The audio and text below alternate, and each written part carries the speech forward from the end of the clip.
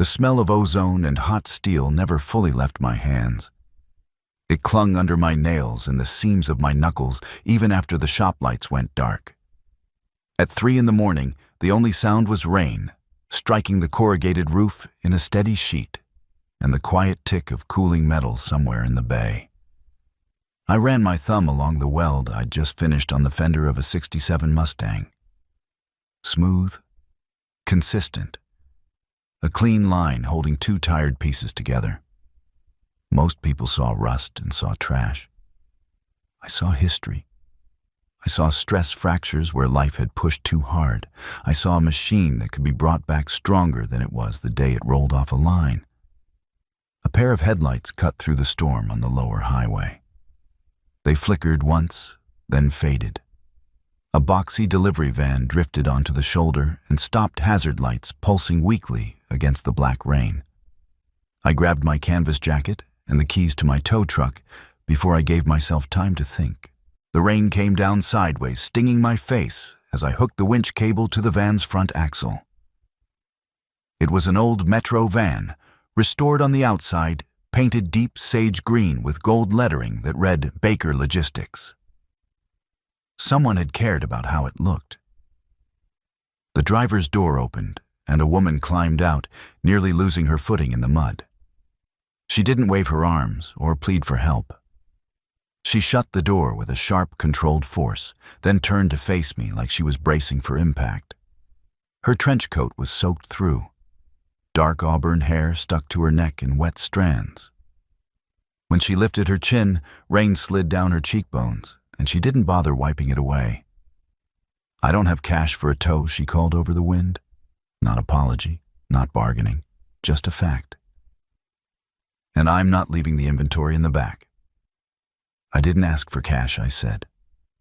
My voice came out rough from disuse. "I have a shop half a mile up. We get you off the road or somebody hits you. Your alternator is dead. And by the smell of it, your water pump seized and snapped the belt. You're not going anywhere tonight." Her eyes narrowed as she sized me up in the rain. Grease-stained jacket, boots that had seen too many winters, a mechanic in a storm offering help without a price tag up front. "Keon," I said, and held out a hand I'd tried to wipe clean on my thigh. "I fix old metal, that's it." She hesitated long enough to measure the risk, then clasped my hand. Her grip was cold, but steady. "Eleanor," she said, "and if you scratch the bumper, I will bill you for the paint." A corner of my mouth lifted. Understood.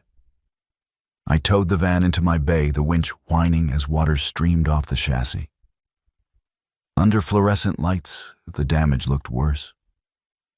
Steam hissed through the grill. Eleanor stood beside my workbench, arms folded tight across herself, shivering in quick, contained tremors. She didn't shrink away from the tools and engine hoists. She watched. I popped the hood. It was a mess. A shiny alternator sat bolted in place, freshly spray-painted silver to hide the years. The belt was frayed and blackened. The pulley on the water pump didn't turn when I tested it. It felt locked like a seized joint. "Who works on this?" I asked, tapping the alternator housing. "Bryson Moore," Eleanor said. The name came out like she was swallowing something sharp. "He manages my entire fleet. He serviced this van on Monday, charged me $3,000 for a full overhaul." I'd heard of Bryson. The district had. He was the guy who showed up to meets in a loud, flashy blue drag car that looked like a bruise under the lights. Everything on it was anodized clamps, fittings brackets, bright candy colors that screamed expensive. He'd spend money on parts that didn't matter then, underpay his techs, and delay payroll like it was a sport. I wiped a finger across the water pump. Black sludge came away. He didn't overhaul anything I said. He spray-painted a junkyard alternator and put it in. "The water pump is original to this engine. It seized through the belt and cooked your block." Eleanor's shivering stopped. Her posture went rigid like someone had cinched a belt around her ribs. She stepped closer, heels clicking on concrete, and stared at the grease on my finger. "Are you sure I don't guess?" I said. I grabbed a rag and scrubbed the alternator casing until the silver paint flaked off. Under it, pitted rust and old stamping marks showed through. "I prove it." Eleanor pulled her phone from her coat and snapped a photo, then another. Her hands didn't shake. The control in her grip looked practiced. "Can you fix it?" she asked, eyes still on the metal. "Tonight, no." "I need parts," I said. "But I can get it running better than he did by Tuesday." She exhaled once, then reached up and tucked a wet strand of hair behind her ear, as if the simple action could hold the day together. "Tuesday," she repeated. "I have a wedding contract on Saturday. This van has to run." "I'll have it done," I said. It was a promise I should have measured first. But the way she stood there, soaked, exhausted, refusing to fall apart, made my hands want to move, made my mind lock onto a problem and solve it. "I can't pay you until the contract clears," she said. Her chin lifted, not defiant, but determined. "I don't take charity.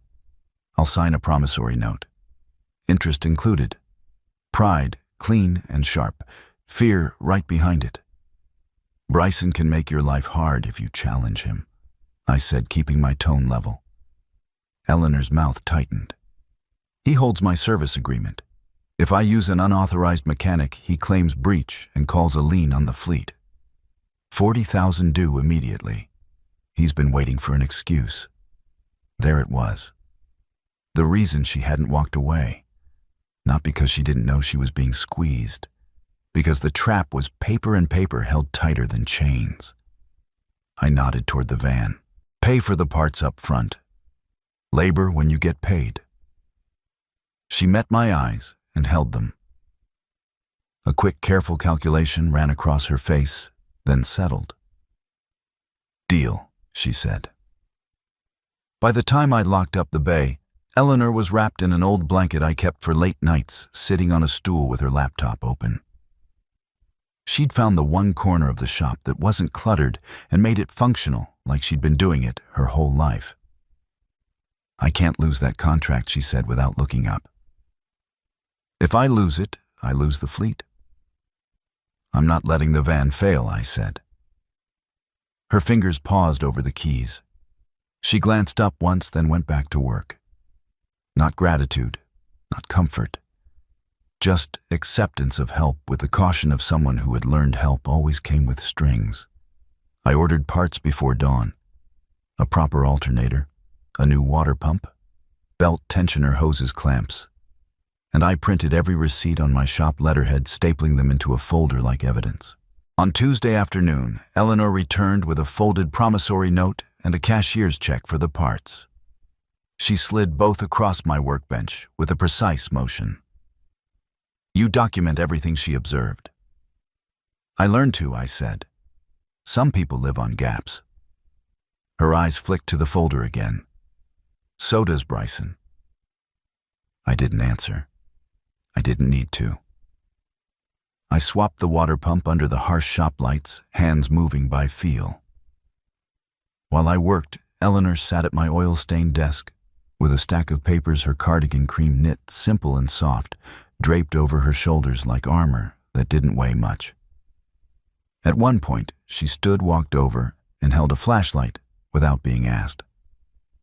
She followed my hands, tracking the bolts. I loosened the belt path I marked with chalk. When I reached for a socket, it was already in her palm. "You've done this before," I said. "I've watched people do it," she corrected, voice calm. "Mostly while they told me it would cost more because I didn't understand." I tightened the last bolt on the new water pump and wiped my hands on a rag. "You understand enough." Her mouth curved, small and brief. It wasn't a smile meant to charm. It was a crack in a wall. The van fired on the first try Tuesday night. The engine settled into a steady idle. Eleanor stood in the bay doorway, watching the exhaust burn clean instead of white. "Saturday," she said, as if saying it could keep it real. "It'll make Saturday," I said. She nodded once, Then she did something that surprised me. She stepped forward and held out her hand again. "Thank you, Kian." No flattery, no performance. A clean sentence spoken like she meant it. I shook her hand, and the contact lasted a second longer than it needed to. Not intimacy, just recognition. On Wednesday, the rain finally broke for the first time in weeks. Seattle turned pale and clean. Streets steamed under a thin strip of sun that looked borrowed. Eleanor texted me an address just before noon. I drove out to a small house on the edge of a quiet neighborhood, white fence, narrow driveway, a patch of garden running along the porch like someone refused to let the world go gray. Eleanor was crouched beside a flower bed, with patterned gardening gloves on, smoothing soil around small blooms. She wore shorts and a simple tank top under the open cardigan, practical and warm. Her hair was dry now, pulled over one shoulder. She didn't look like a woman who negotiated contracts with senators. She looked like someone trying to keep something alive. I stepped through the gate. Gravel shifted under my boot. Eleanor glanced up, then back to the soil. "You found it." "I follow directions," I said. She gave a quiet breath that could have been a laugh, and then brushed dirt from her glove onto the edge of the bed. Her gaze lifted again and held mine. Not coy, not soft, steady. "Bryson called this morning," she said. "He asked why my van wasn't at his shop." "What did you tell him, that I used a different mechanic?" she said. Her jaw tightened. "He threatened the lien." I leaned a shoulder against the fence arms, loose at my sides. And I told him I have receipts," she said. "And photos." Her eyes didn't drop. She didn't look away. Then she asked it, as if she'd been holding it in her mouth all day. "Do you like women who've been through life?" she said. The question landed clean with weight. Not flirtation. A test, a warning. I watched her hands, the dirt under her nails, the way she pressed the soil down around the plant, as if she could anchor it. "I like someone like you," I said. Eleanor's throat moved as she swallowed. She didn't smile. She didn't look relieved. She just nodded once, and her eyes stayed on me like she was filing the answer somewhere important. "Then you should see this," she said. She led me inside. The house smelled faintly of cedar and dried herbs. In the kitchen, a kettle steamed. She poured 2 mugs of herbal tea without asking what I wanted, and then slid one across the counter. "Your hands," she said, and pushed a dish towel toward me. "You'll leave oil on my paperwork." I wiped my palms, not because she told me to, but because she was right. Eleanor opened her laptop and pulled up a spreadsheet. Lines of payments, dates, vendor names, costs that didn't match the work. "He billed me for brake lines last month," she said, tapping the screen, "and fuel filter replacements, and full safety inspections." I stared at the numbers. "And you never saw the vans down." "He schedules service at night," she said. I thought he was being efficient. Efficient. Or hiding. "I need to inspect everything," I said. Eleanor's eyes narrowed. "If we do that, he calls the lien." "We don't break the agreement," I said. "We prove the agreement is fraudulent." She watched me for a beat, then closed the laptop slowly. How I reached into my jacket and placed my business card on the counter. "You hire me as an independent inspector for a safety audit. You document that you're protecting your clients. If he tries to retaliate, he looks like he's punishing safety." Eleanor's fingers tapped once on the countertop, a controlled rhythm. Then she nodded. "I can do that." I took a sip of the tea. It was earthy and sharp, like something meant to keep you upright, not comfort you. That night, I didn't sleep in my loft. I didn't want to leave the shop empty. I set a cot upstairs and listened to the building settle around me, rain starting again outside. Down in the bay, Eleanor's van sat on stands, its parts tagged and labeled like evidence. A machine stripped to honesty. In the morning, Eleanor arrived with her cardigan folded over her arm and a clipboard in hand. "I printed an audit letter," she said. "Good," I replied. "We start with the vans that keep your contracts alive." The next 2 days weren't a blur. They were specific. Me, under a chassis flashlight clamped between my teeth hands, tracing brake lines and fuel lines. Eleanor on a stool beside me with a notebook, writing down part numbers as I read them out. On Thursday at 11:17 p.m., we finally stopped moving. The shop was quiet, except for the ticking of cooling engines. Outside, the street was wet and black. We sat on the tailgate of my tow truck, a cheap takeout container between us, steam rising into the cold air. Eleanor opened a folder on her lap and held a stack of contracts down with one hand so the night breeze wouldn't flip them. "My biggest client is the city," she said. "If I fail this quarter, they terminate. If they terminate, the bank calls my loan. If the bank calls it, Bryson takes the fleet for pennies." Her voice stayed even, but her fingers pressed hard enough to crease paper. I took a rag and wiped grease from my hands again, slow and deliberate, until my palms were clean enough to touch her documents without leaving a stain. Then I leaned over and pointed to the numbers. "He's draining you," I said. "But he's also leaving a trail." Eleanor's gaze flicked to my hands, then back to the page. "People always tell me to rest," she said quietly. "They don't tell me how." I looked out at the streetlight, reflecting on wet pavement. "We rest when it's safe." She didn't argue. She just lifted her fork, ate a bite, then exhaled once. "I hate that you're right." "I know," I said. We finished dinner in silence that didn't feel empty. When Eleanor stood, she folded her paperwork with the same care she used on everything, then held it out. "Can you keep this in your office?" she asked. "So if Bryson shows up, I lock it," I said. She nodded and pulled her cardigan tighter. "Thank you." No softness, no scene. Just two people building trust out of work. The following week, Eleanor formally hired me for the full audit. She drafted the paperwork so tight it left no room for Bryson's tricks. She had the company attorney send it on letterhead and filed it with her insurer. It wasn't romance that made me respect her. It was the way she learned the battlefield and rode her way out of it.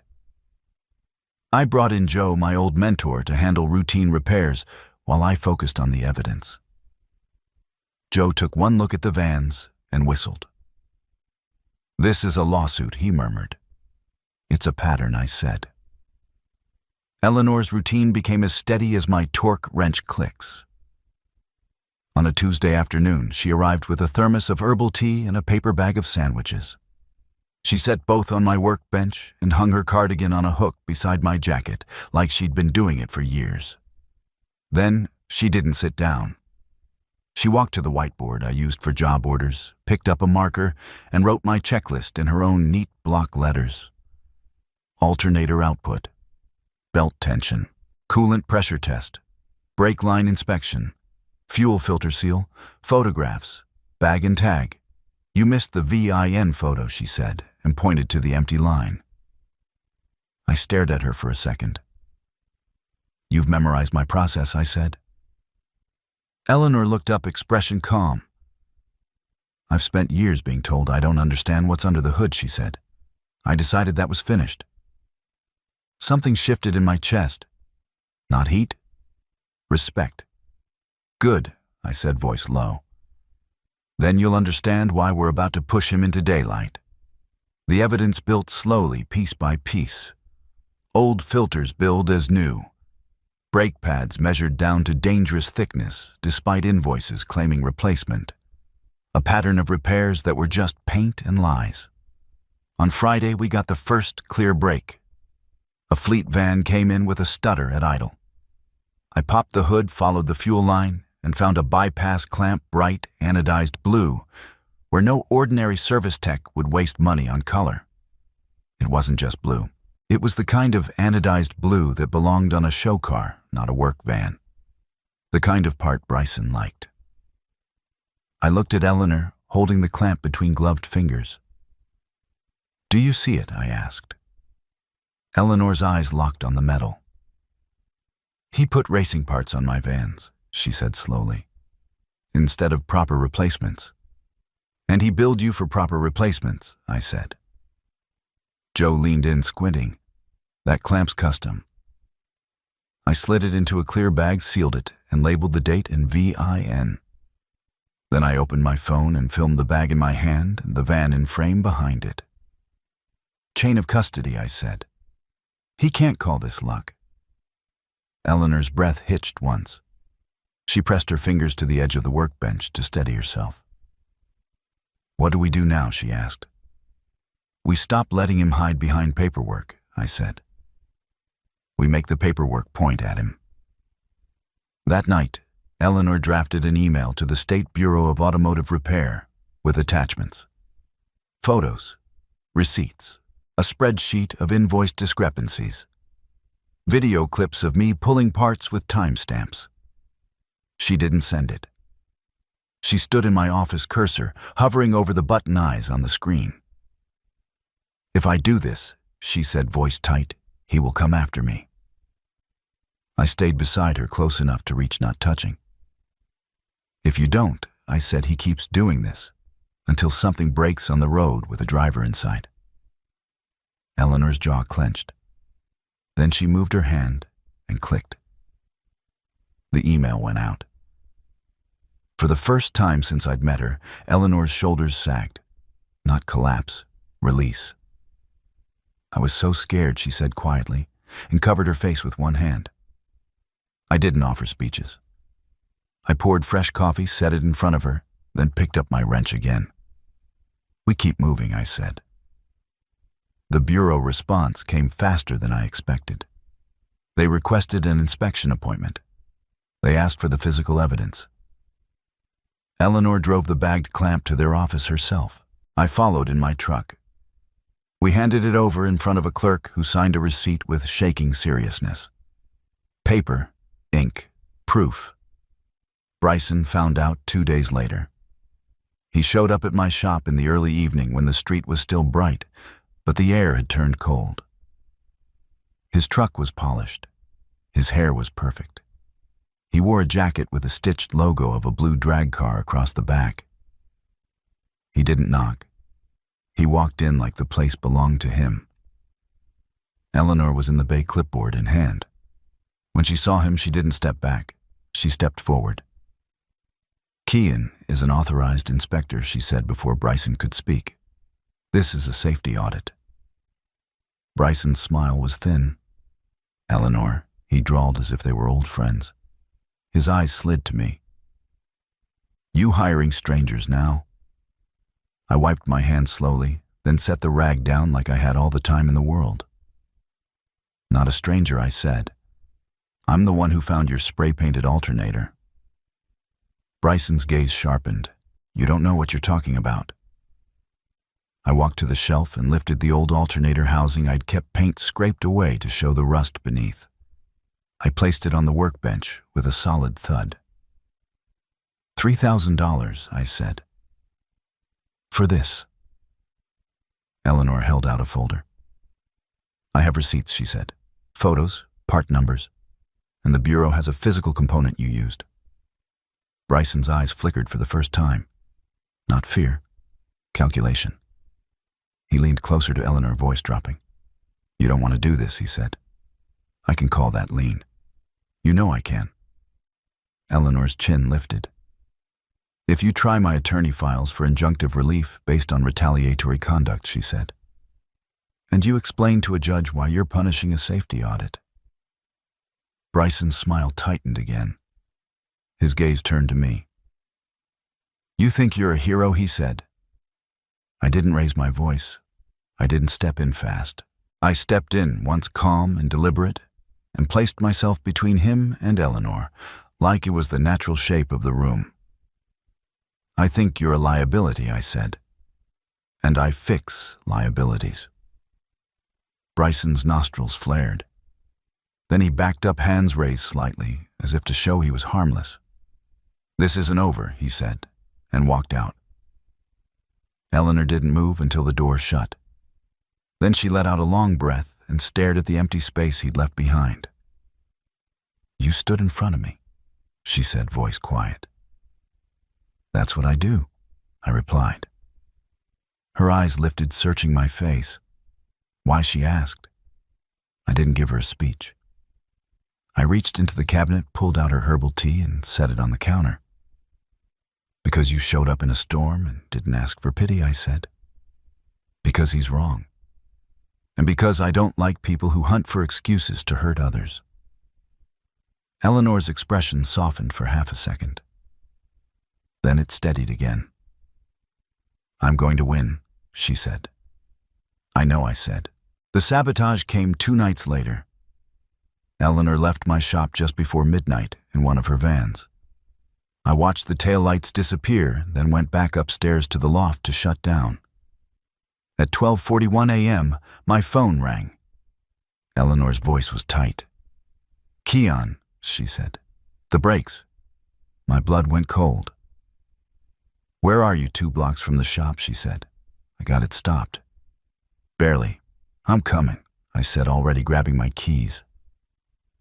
When I reached her, the van sat crooked against the curb hazard lights, blinking. Eleanor stood in the rain without her cardigan, hair damp, hands planted on the hood, like she'd been holding herself upright by force. I climbed under the chassis with a flashlight and saw it immediately. The brake lines had been cut. Clean, precise, not wear, not accident. Eleanor crouched beside me, rain soaking her sleeves. Her eyes were wide but focused. "He did this," she said. "He ordered it," I corrected. "Someone did it." I slid out from under the van and met her gaze. "Listen," I said, voice low and controlled. "You are not driving anything tonight. You're coming to the loft." Eleanor opened her mouth like she might argue. Then her eyes flicked to the cut lines again, and the fight left her. "Okay," she said. That single word, said without drama, was consent more powerful than any vow. Inside my shop, I locked the doors. I checked the windows. I turned off the bay lights and left only a dim lamp on upstairs. Eleanor stood in the loft doorway, arms wrapped around herself. "You can sleep on the cot," I said. She shook her head once. "I can't be alone," she admitted, and the honesty in it hit harder than panic ever could. I nodded. "Then you take the bed. I'll sleep up here." Eleanor looked at the ladder leading to the sleeping loft, then up at me. "Together," she said. But it wasn't a demand. It was a request made by someone who had run out of safe places. I held her gaze. "Together," I agreed. We climbed into the loft space above the shop, and the old wood creaking under our weight. The room smelled faintly of sawdust and engine oil, a strange mix that still felt like home to me. Eleanor slid under the blanket, shoulders still tense. I lay down beside her, not touching, until she moved first. She turned, curled into me, and pressed her forehead against my chest. Then her arms wrapped around my waist with quiet urgency. I wrapped one arm around her back, firm enough to steady her, gentle enough to let her breathe. When she tilted her face up, her eyes searched mine. "Keon," she whispered. I didn't rush. I didn't take what wasn't offered. I waited until she rose slightly onto her elbow and closed the distance herself. Then I kissed her. It wasn't a performance. It wasn't careful. It was honest. Her hand slid to the back of my neck, fingers tightening, once a clear signal that she wanted it, that she was choosing it. I held her at the waist, keeping her close, letting the heat of her skin cut through the cold in my bones.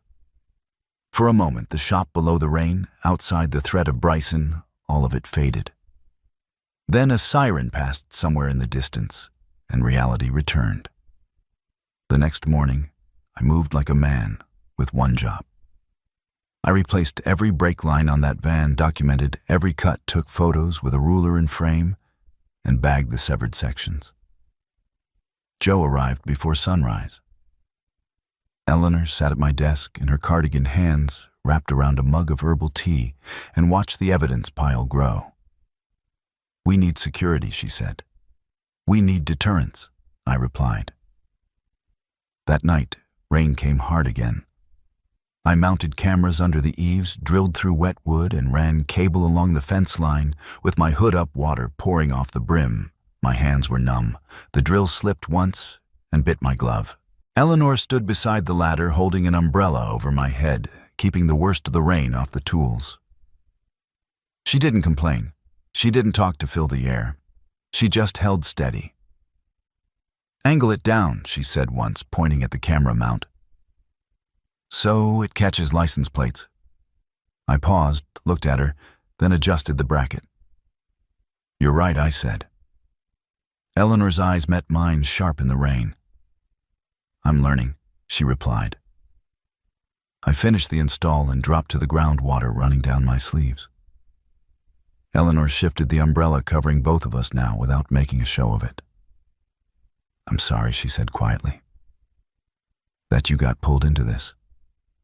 I shook my head. "I chose it," I said. Her lips pressed together. Then she nodded once. "Then I'm choosing it too," she said. "With you." Days passed and measured steps instead of montages. Inspections, repairs, evidence logs, security sweeps. Eleanor handled attorneys and insurers. I handled metal and wiring and the physical reality that kept her business alive. Every 400 miles of work, there was another problem to solve, another threat to anticipate, another invoice that didn't match the parts I held in my hands. The Bureau scheduled a formal inspection at Bryson's shop. Bryson tried to stall. He tried to charm. He tried to call in favors. It didn't work. The decisive break came when the Bureau matched the anodized blue clamps serial registry to Bryson's racing team account. A small, flashy piece of metal tied to a pattern of fraud that had been hiding behind bland paperwork. It wasn't luck. It was his signature. Eleanor stood beside me in my office when the Bureau agent called. "We have enough for a warrant," the agent said. "We'll coordinate with the police." Eleanor hung up and stared at the bagged clamp still on my shelf, the empty space beside it where other evidence sat ready. "What is this?" she asked, voice low. "Proof that he spends money on color instead of integrity," I said. "And proof that he put his hands on your fleet." Eleanor's shoulders dropped, not in collapse, but in release. I walked to the shelf, took the bag down, and placed it in her hands carefully. "Chain of custody got us here," I said. "Now it ends this." Eleanor looked up at me. Relief brightened her eyes, clean and sharp. "It's over," she whispered. "Not yet," I said.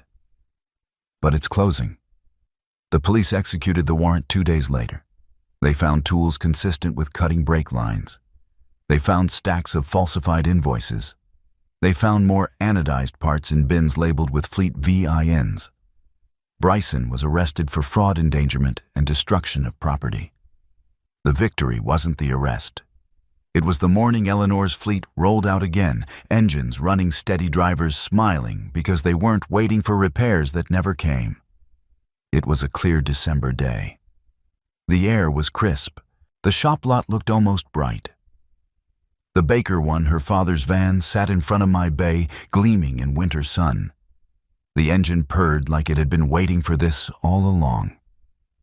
Eleanor stood by the van, speaking with a prominent client, a senator, and 2 city representatives. I watched from the bay door, wiping my hands on a rag, intending to stay back. I was the mechanic. She was the face. Eleanor saw me and stopped mid-sentence. "Excuse me," she told the senator politely, then walked across the lot toward me, with the calm purpose she used in every room. She stopped in front of me. Her navy suit was sharp.